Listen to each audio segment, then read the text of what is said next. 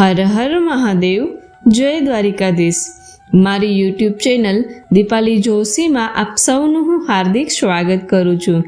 આજના આ સુંદર વિડીયોમાં આપણે જાણવા જઈ રહ્યા છીએ કે નવરાત્રિ દરમિયાન આ 4 વસ્તુ ખરીદી અને પૂજામાં રાખવાથી ઘરમાં સુખ અને શાંતિનો અનુભવ થાય છે અને માતા અંબાની કૃપા એ આ ઘર ઉપર બની રહે છે। તો ચાલો આપણે જાણીએ। અને જો તમને આ માહિતી સારી લાગે તો ચેનલને લાઈક, શેર અને સબસ્ક્રાઇબ કરવાનું ભૂલશો નહીં। ધન્યવાદ।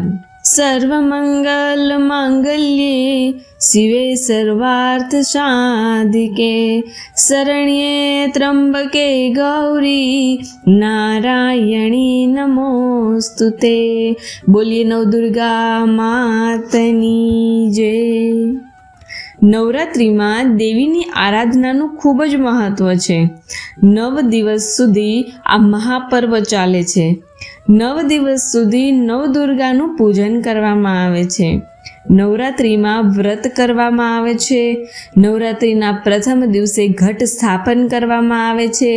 પ્રથમ દિવસે જુવાર વાવવામાં આવે છે અને ત્યાર પછી માં શૈલપુત્રીનું પૂજન એ પ્રથમ નવરાત્રિએ કરવામાં આવે છે।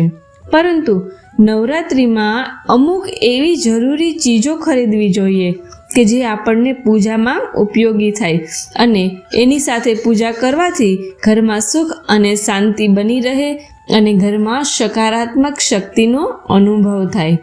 ઘરમાં દરેક વ્યક્તિ ઉપર માં અંબેની કૃપા, માં નવદુર્ગાની કૃપા એ સદાયને માટે વરસતી રહે।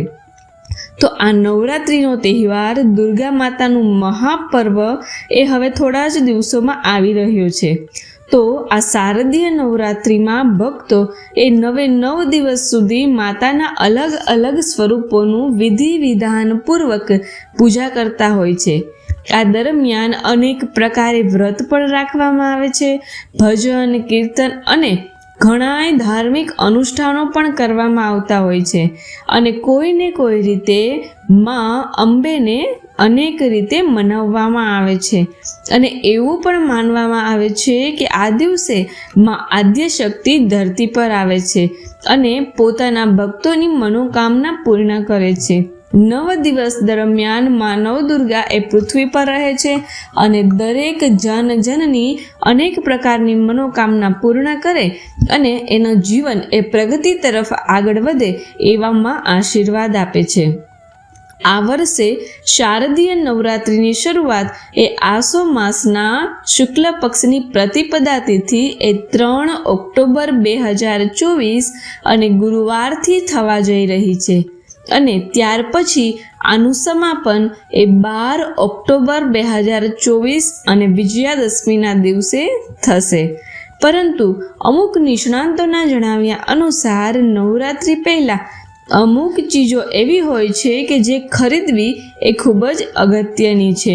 એ ખરીદવાથી અને ત્યાર પછી ઘરમાં રાખવાથી ઘરમાં અનેક પ્રકારના પાવન કાર્યોની શરૂઆત થાય છે અને માં નવદુર્ગાની કૃપા એ સદાય બની રહે છે। એમાં પ્રથમ વસ્તુ છે સિંદૂર। માં દુર્ગાની પૂજામાં સિંદૂરનું હોવું એ ખૂબ જ મહત્વનું છે કારણ કે આને સૌભાગ્ય અને સુખનું પ્રતીક માનવામાં આવે છે। એવામાં જો તમે માતા રાણીને સિંદૂર અર્પિત કરો છો તો તમને દેવી માતાનો આશીર્વાદ એ સદાયને માટે મળતો રહે છે। કહેવામાં આવે છે કે શારદીય નવરાત્રિમાં ઘરમાં સિંદૂર લાવવું એ ખૂબ જ જરૂરી છે અને આ સિંદૂર એ પૂજામાં રાખવું જોઈએ। ત્યાર પછી જ્યારે પણ પૂજા પાઠ કરતા હોય ત્યારે એ સિંદૂરમાંથી એ વ્યક્તિએ પોતાના કપાળ ઉપર ચાંદલો પણ કરવો જોઈએ। ત્યાર પછી બીજી વસ્તુ છે માતા રાણીની ચૂંદડી। એટલે કે આમ તો આપણે નવરાત્રિમાં માતાના વાઘા, માતાની ચૂંદડી, માતાના ફૂલહાર એ બદલાવતા જ હોઈએ છીએ, પરંતુ છતાંય એવું માનવામાં આવે છે કે માતાની ચૂંદડી લાવવી એ ખૂબ જ સૌભાગ્યની વાત છે। જ્યારે તમે અંબેમાની પૂજા કરો છો તો ચૂંદડી ઓઢાડવી એ ક્યારેય પણ ભૂલવું જોઈએ નહીં, કારણ કે જેમ દરેક સ્ત્રીને પોતાના કપડાં સારા હોય, વધારે અટ્રેક્ટિવ હોય એવું ગમે છે, એવી જ રીતે માતા રાણીને પણ ચૂંદડી ખૂબ જ પસંદ છે અને આને દેવીનું પ્રતીક માનવામાં આવે છે.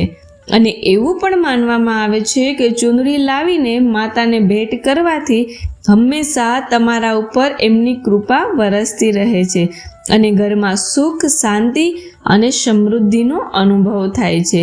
ઘરમાં સંપત્તિ અને સંતતિની પ્રાપ્તિ થાય છે.